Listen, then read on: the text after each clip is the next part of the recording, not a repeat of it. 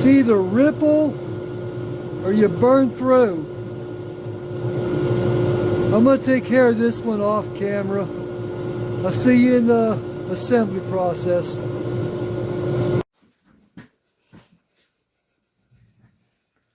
What I ended up doing on this pen is once I shut the phone down, I had to go back and I ended up putting 8 coats of thin CA, one after another on this.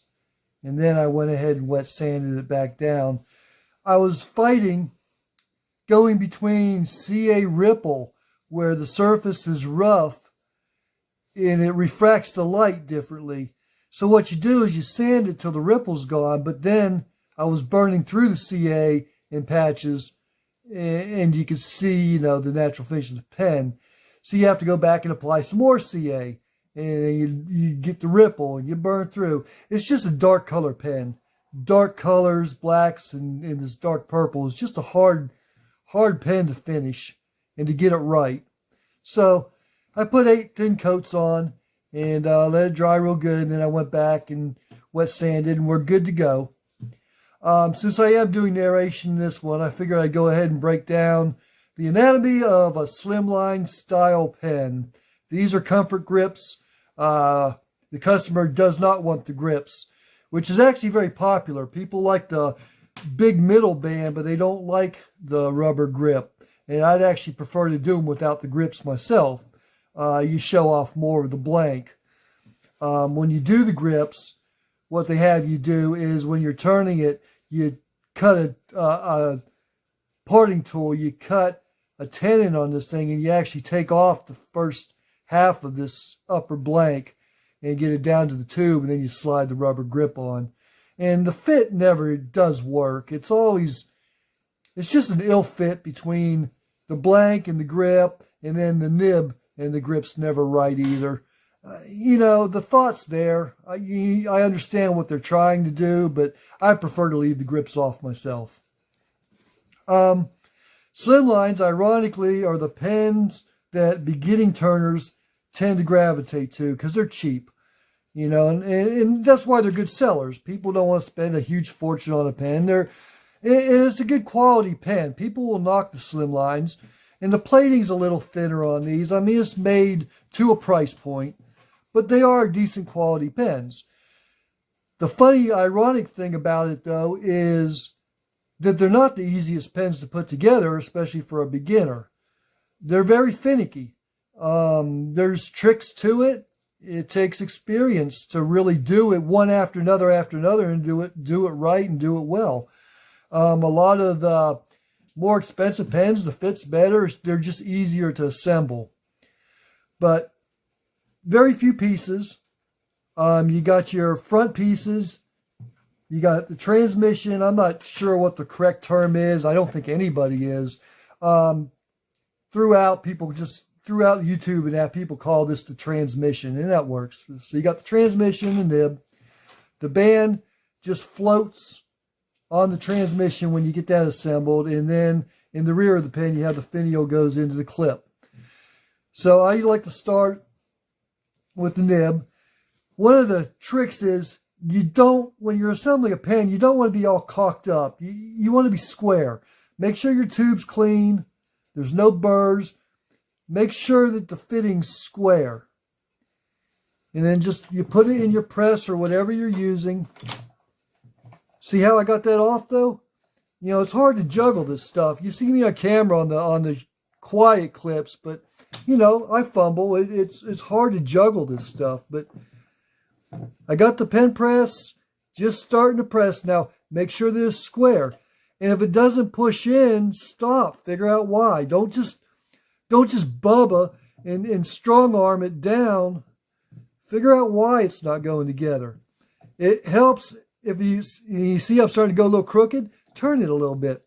Put a little pressure on it. Guide it. One thing you do want to watch, though, when you get close, you can get your skin caught between. You got to watch that. But smoothly guide it in. Now, here's the trick to slimline pens. All the slimline kits, cheek line, comfort grips, Everything except the Pro, which is a click. That's different. But all the slimline varieties all hinge on pushing this transmission in right.